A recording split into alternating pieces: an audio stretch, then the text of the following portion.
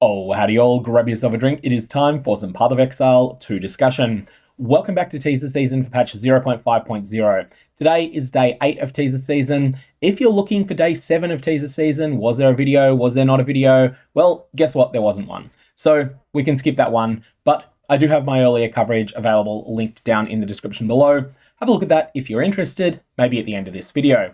Now, today we're going to be talking about a couple of important announcements ZiggyD Games put out. One of these is the Return of the Ancients FAQ. This is something that's likely to get updated, and so we're likely to come back to this on later days.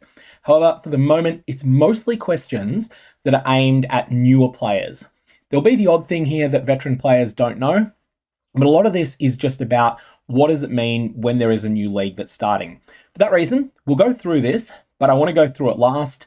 And I'll also go through most of it fairly quickly, elaborating on the things that I think my typical audience are more interested in finding out a bit more about. Secondly, though, ZiggyD Games also put out a video, and this is one of the more interesting teasers that they've done. Today, ZiggyD Games announced details of 2 new unique items. One of these comes from a boss, one of them comes from an unknown source. These are going to have a lot to go through in them because they empower new playstyles, and they're actually really interesting. So if you've ever wanted the power fantasy of Captain America, throwing a shield around, maybe even teleport slamming to the location of your shield, then you might be really interested in the first of these. And if you just want to watch the world burn, then the second one of these might be really interesting to you as well. Let's jump into this video, having a look at Mark Roberts announcing these 2. We're going to be frequently pausing this because there's a lot to break down in this. There's exact stats that are worth discussing. As always, if the stats are terrible, it doesn't matter how cool the effects are, the item is dead on arrival. And I don't think that's the case for either of these items. I think both of these have potential. Neither of them are proven to work yet, but I do think both of them have the numbers in the right ballpark to at least be worth experimenting with. Hi, I'm Mark Roberts, Game Director on Path of Exile. Today, we'd like to showcase 2 new unique items. First, Nightfall, a shield of the Breachlord Tull herself. Alright, I'm just going to interrupt this to say how cool the graphic design on this is. So, it's a bit hidden by the play button at the moment, but there is a squirming eyeball in there, in the middle. And on top of that, we have this whole amalgam of flesh feel. So we've got the eye, and then we've got these 6 hands that are just grasping out in various directions. This very much fits the aesthetic of Breach. However, there are lots of items that look cool, but don't end up living up to the hype in-game. Let's have a look and see exactly what this item does. And then, Redemption, a Trathan weapon of absolute destruction. These are both being added in Return of the Ancients.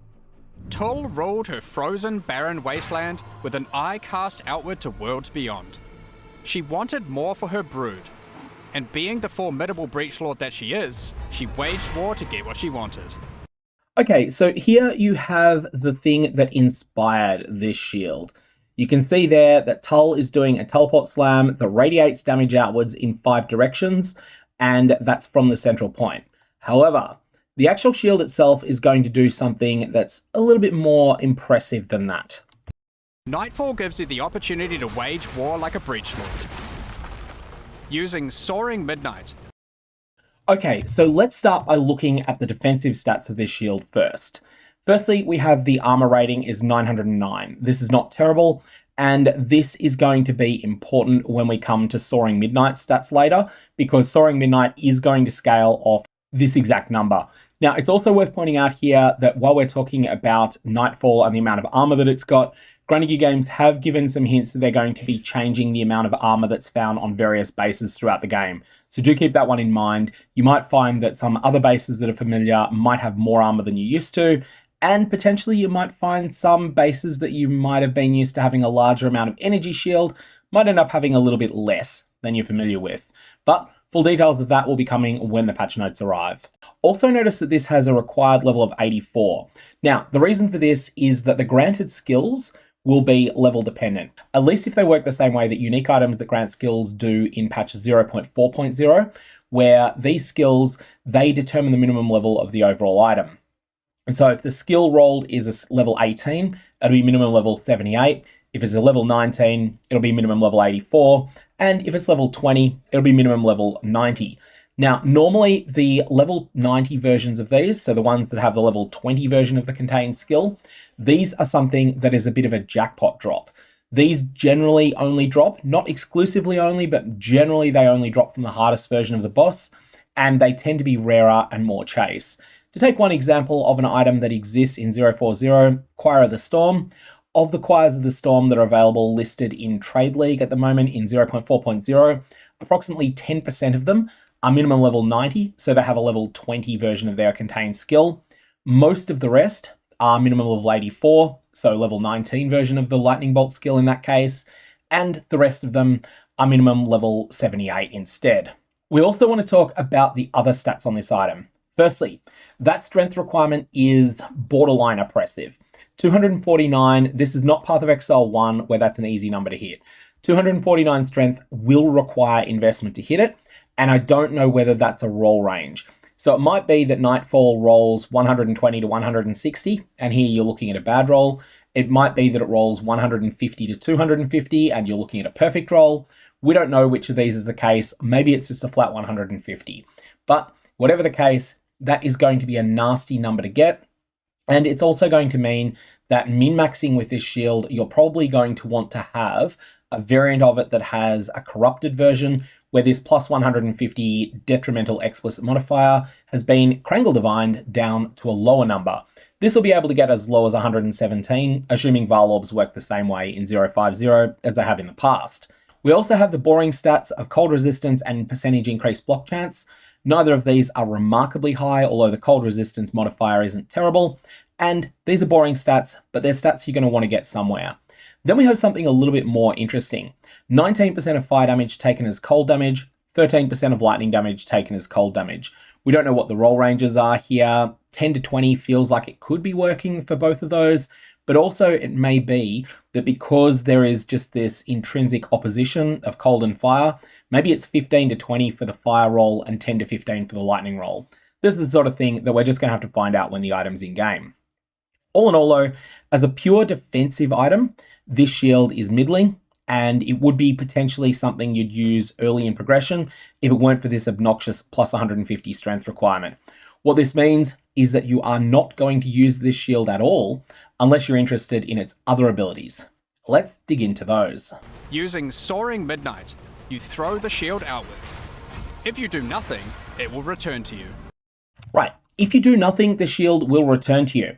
The base physical damage of this is 64 to 149. However, this is scaled aggressively by 7 to 11 added physical damage per 15 armor on the shield. So this means that the really important explicit modifier on it may actually end up being that percentage increased armor. The shield version that was shown before, were it to be given full quality, you'd be looking at a 1080 approximately armor, and at that point, per 15 is actually going to be triggering more than 70 times. You're going to get this benefit 72 times. You're going to be doing quite a lot of base offhand physical damage here. Now, this projectile by default pierces through 3 targets, and then it returns to you. That's the default behavior unless you elect to interrupt it. Also important to note that it cannot fork, it cannot split, but it does seem to be, at least based upon my reading of this, that it can chain. So it's got the permission to chain, but you will have to expend every single one of those pierces first. Modifiers to the number of projectiles instead apply to the number of targets pierced. That's something that's very important to keep in mind there. On top of this, this is physical damage, but it is 50% converted to cold, and it has an exceptionally good baseline critical hit chance, 10%, and the base attack damage is only 156%. So it looks like the damage on this is going to be sufficient for clearing white monster packs and the weaker blue monsters just by throwing this out and then potentially catching it when it comes back. But there is something much more interesting going on here when you elect to embrace the fall. And honestly, that is this item's killer feature. This is the Teleport Slam. However, using the skill again while the shield is airborne will teleport you to the shield and slam it down for ultimate devastation. Right, so this Teleport Slam is cool. Now, something you'll notice here is that there is also a cooldown time listed, and it is not a completely oppressive, but it is a significant cooldown of 4 seconds. So this is not something that you can spam like crazy. However, this cooldown is completely and utterly reset when the shield returns to you. So essentially this functions as a 4-second cooldown on the teleport slam component, and the cooldown otherwise is based upon your projectile speed. So if you do want to use this item, investing somehow in projectile speed might be worth your while considering, both because it will mean that you can teleport slam more aggressively, and also because it will mean that you will be able to simply have it back quicker when you're just throwing it out and not using the teleport slam. However, there is something else that is going on here as well. There is another way that you can reset this cooldown. Catching the shield or destroying ice crystals will reset the cooldown, allowing you, in the right condition, to become an avalanche yourself.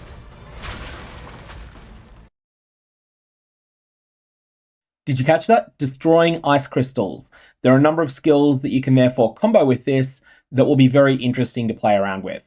Now, should this be something you consider league starting? I'm going to advise maybe not. This has a definite location. It definitely drops from a pinnacle boss. It may end up being a common drop from that pinnacle boss, in which case you'll be completely fine if you league start this, but it may end up being a rare item from that pinnacle boss, and we're not going to know until we're able to play around with it. So if you are set on playing this Captain America power fantasy of throwing out a shield, then even teleport slamming to it, that you'll just want to have a fallback plan in case it turns out that this ends up being a 50 Divine Chase unique coming from that specific pinnacle boss. One of those things I always advise people to be cautious of, because rarity on items does sometimes change, and when an item isn't in the game at all, well, who knows how rare they're going to make it. That is probably the more interesting of the two uniques, but the second one is no slouch either. Let's jump on to Redemption. Now another unique, Redemption. This is certainly no ordinary weapon. It specializes in all things that go boom. Okay, so let's take a look at this. The Trathan Cannon is a new base. There'll be more on that in a bit, so we won't go through the details of that. And we'll also compare it to the Siege Crossbow at that point. But this cannot fire or load ammunition, so that's going to be important, and that'll get discussed. The baseline physical damage on this weapon is neither outstanding nor terrible, 307 to 717, and that is with 20 quality and a 382% explicit roll. A very important modifier here though. You've got to be aware of this because it is going to completely change the way you build around this item. And that is, hits with this weapon have no critical damage bonus. So this means that certain build archetypes are simply unable to use this weapon. You need to think about that when you're planning a build. You may or may not care about this modifier, but it is an impactful one and you need to be aware of it. Also, reduced cooldown recovery rate. That is going to be painful when we have a look at what this weapon does. As for the explosive rhythm opponents, those are a monstrously big buff, but they're also something that might be a bit tricky to use. Let's let Mark go into those in his video. This weapon was created during the peak of the Trathan Wars, and wielded by none other than Ratha Azadi herself. It was designed specifically for her to send a message. Never again would a rival house doubt the ferocity of House Azadi. Okay, something that you need to know if you've never played one of the grenade builds in Path of Exile 2. Grenade builds gain tremendously from the passive tree. More power comes from the passive tree than it does for pretty much any other build in the game. And a big part of this is that there is a modifier that grants you +1 to the number of projectiles that you fire, but it does so with a moderate drawback on it. Now this drawback is something that's real, and it's actually going to be worse with Redemption than it is normally. However, this upside of +1 projectile is so strong that this is worth an entire ascendancy notable. And as a result, most people that play around with grenades, they rush for that. They rush for another couple of other nodes on the tree that are just incredibly powerful to the build, and they end up getting rolling really, really fast. One of the best builds in the game for going from level 1 to level 85 really fast.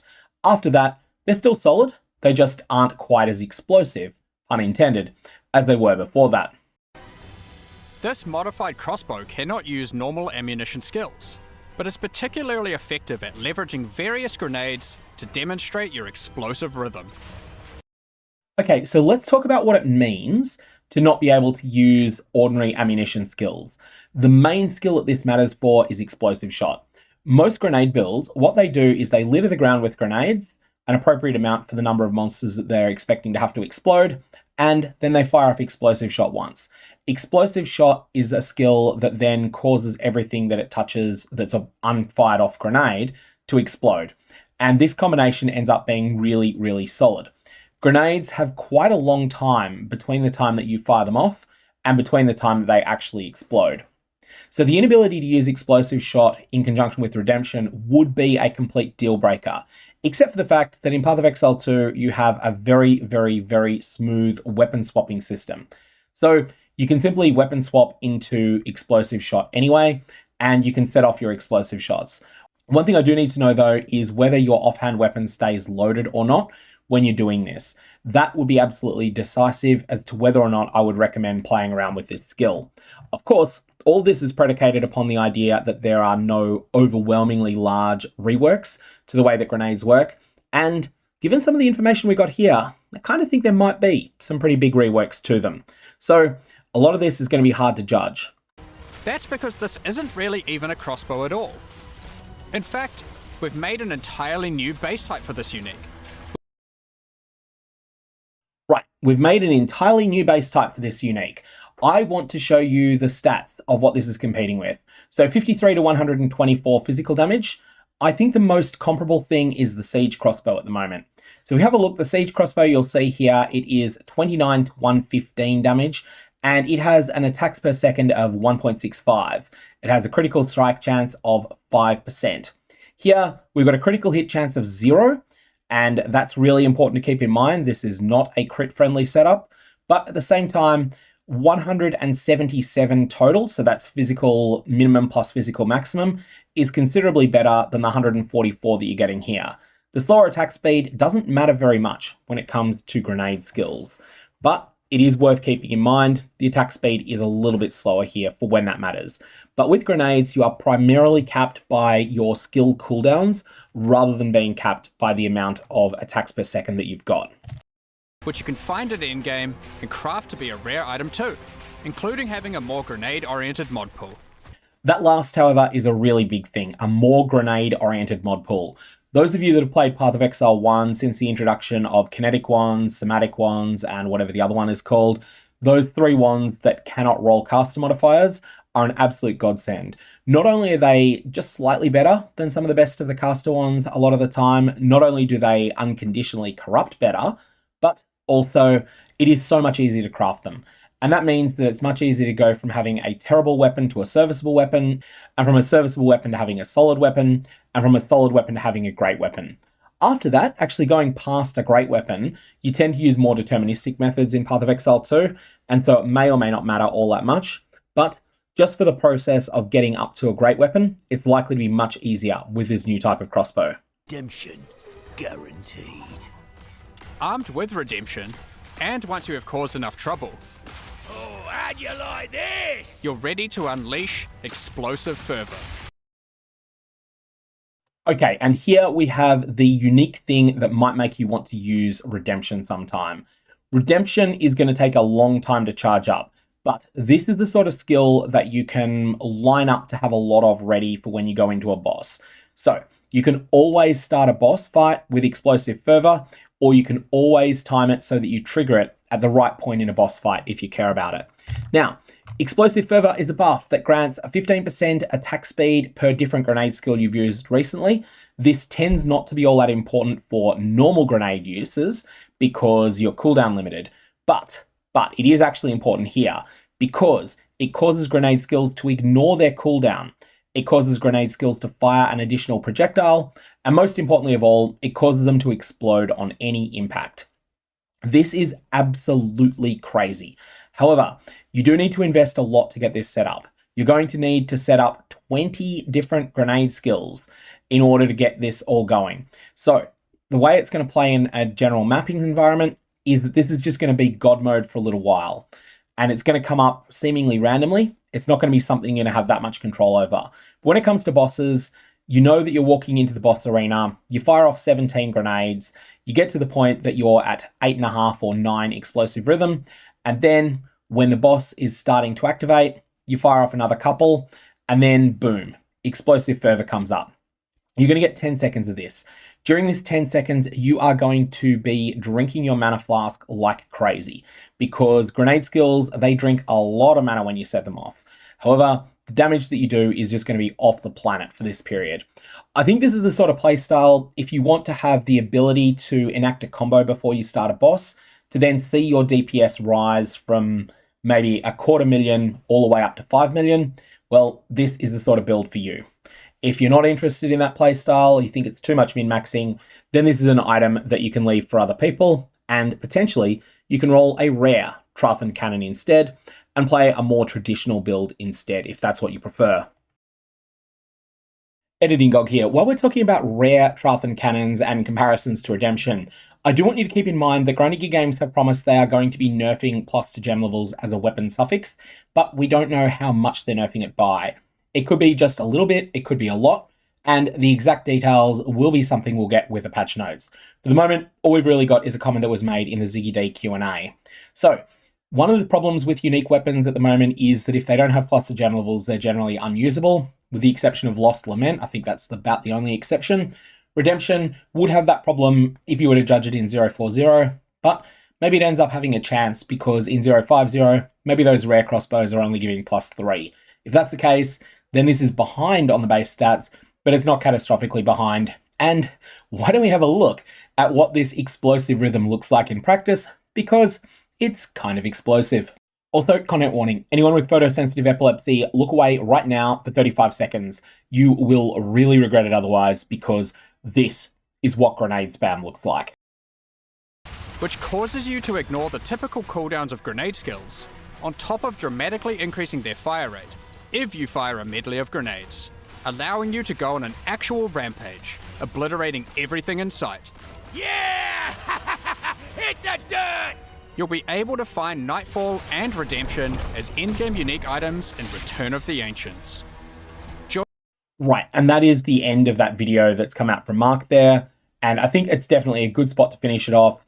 It showcases just how ridiculous this item can be in a stars aligned situation. Ultimately, I think it's going to be up to individual players whether they're willing to put in the additional work and jump through the hoops that are required in order to make Redemption fantastic. But if you're not, there is definitely still something for you in that playstyle, because the Trathan Cannon is now an option. I do want to also point out that there's a misconception, at least I think it's a misconception going around.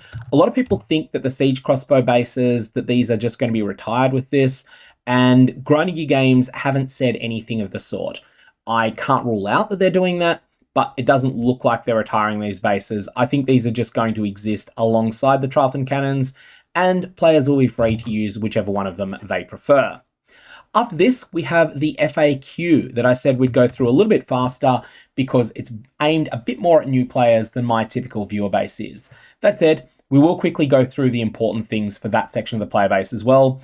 So if you're a newer player and you need a bit more elaboration on some of this, then I'm just going to go through the basics. You can read ZiggyD Games' official announcement down in the description below, the Return of the Ancients FAQ.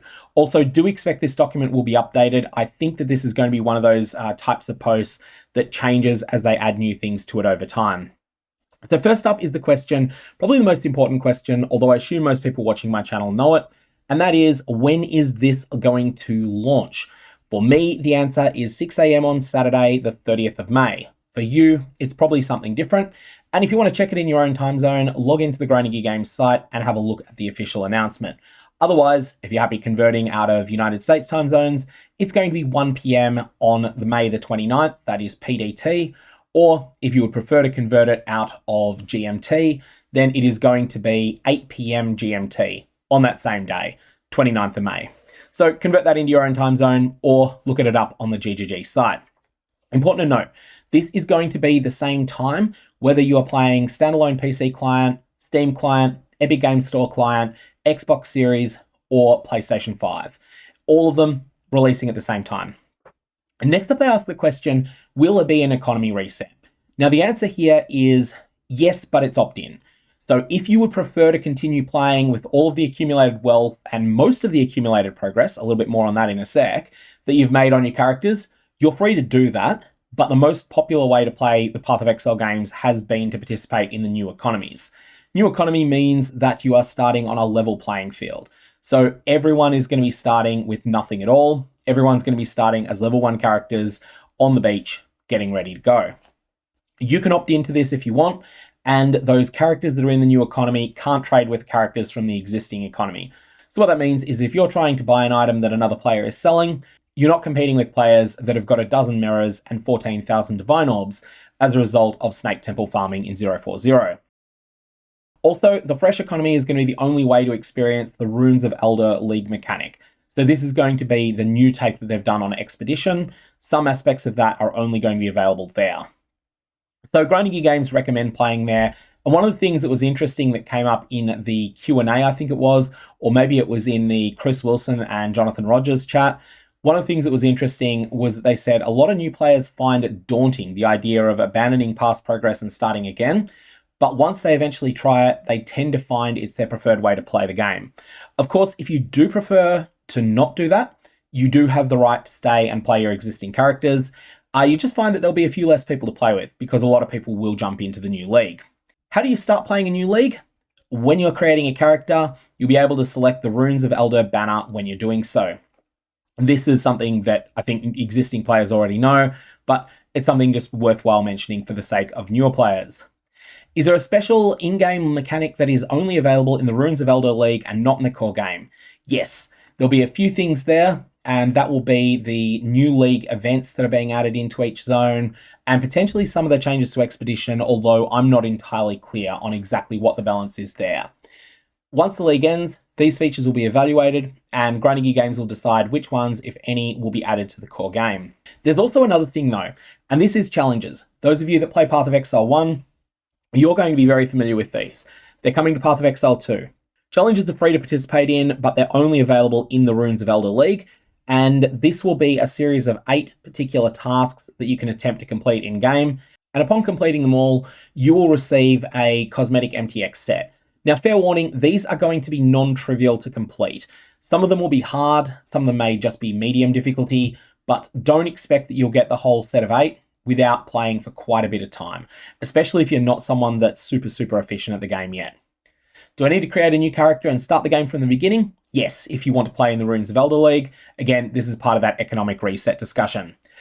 What happens to your Atlas? I figure this is going to be a question that a lot of established players have as well. In the Standard League, your existing Atlas, its progress, and Atlas passive tree will be wiped. You will start exploring the new endgame and all of the new storylines from the beginning.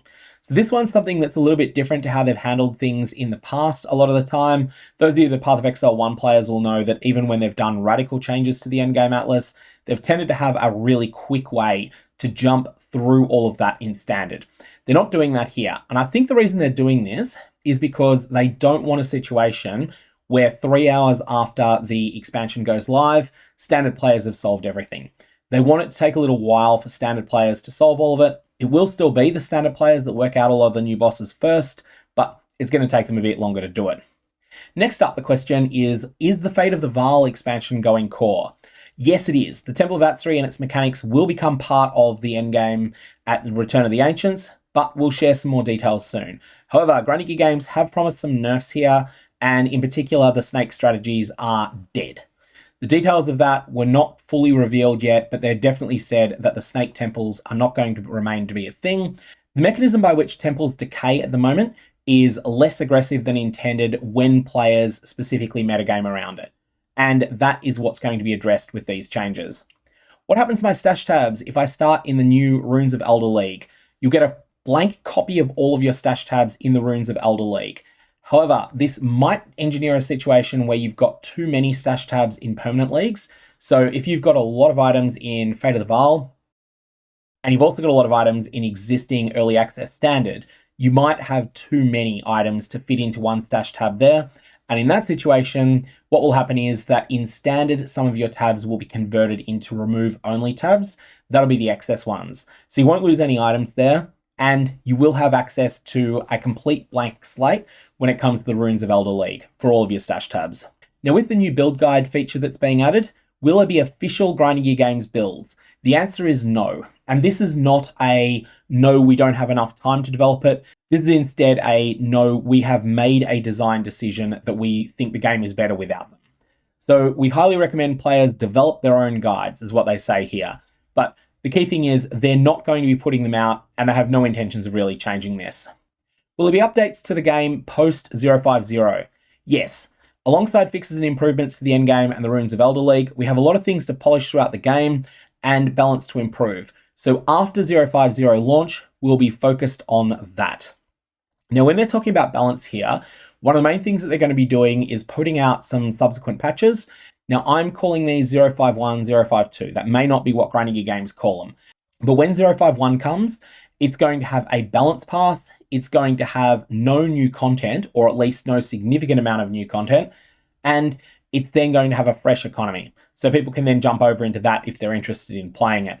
Likewise, 052 will be similar. Essentially, this is going to let them polish a lot of things prior to the full launch of the game, which is planned to take place probably around about the first weekend of December. Note that that is not an official announcement date, but that is my best guess based upon what we know so far. When will the Fragment Tab be available in the store? Now, there are two answers to this. The first one is, if you're a Path of Exile 1 player, you probably already have the Fragment Tab because it's the single best tab in Path of Exile 1 now. Well, you've already got it. You don't need to buy it. If you're not a Path of Exile 1 player, you're going to be able to purchase the Fragment Tab on the 29th of May. I don't think you're going to need the Fragment Tab until you get to at least the interludes, so no need to worry about purchasing it straight away, but just keep that in mind. Most importantly, hold on to some of your MTX points if you bought one of the new supporter packs so that you can buy the Fragment Tab when it's available, because you don't want to fritter them all away on microtransaction mystery boxes and then find out that suddenly the Fragment Tab is one of the most important purchases to buy and you don't have any points left for it. Is this a paid expansion? No, shade thrown. If you're an existing Path of Exile 2 player, all you have to do is download the content update. Will it be a pre-download? Yes, but it's only going to be a day before. And for most people, I think it's pretty rare that there's a situation where you do want the pre-download torrent. If you have a slow enough internet connection that you might actually benefit from pre-downloading, you're not going to have enough time to pre-download it because there's just not going to be enough hours between the time that they make this available and the time that it goes live. Now, console players, however, you will be able to pre-download the patch prior to launch. Please note that only players with access to POE 2 will be able to pre-download the patch. Patch notes when? This is going to be May 21st PDT. And with 3 weeks left before launch, we will be getting more news about the content update. Yes, in the coming weeks, we're planning to release some cool videos showcasing features in Return of the Ancients. As usual, we'll also reveal new Twitch drops, post about item filter changes, and cover everything you need to know about the launch. So, there is a whole lot here. Also important to note that there is this link here to ZiggyD's original Q&A. There's a Q&A that he did with Jonathan and Mark from Grinding Games, and this is also worth your while watching if you haven't already seen it. This was part of the live stream announcement. However, when I uploaded my takes of the live stream to YouTube, I decided I would skip over this part of it because it would just end up being a massive long video at that point, and I wanted to just get something up a bit quicker. So definitely have a look at ZiggyD's Q&A if you haven't already seen it. That is really interesting, and you'll find a bunch of additional questions that are answered there, including a very limited amount of detail about the nerfs that are coming to plus to gem levels as a weapon suffix. So, lots to go through here today. And ultimately, it's been an interesting day. There's a couple of really interesting new unique items that have been teased. I think the shield looks really cool.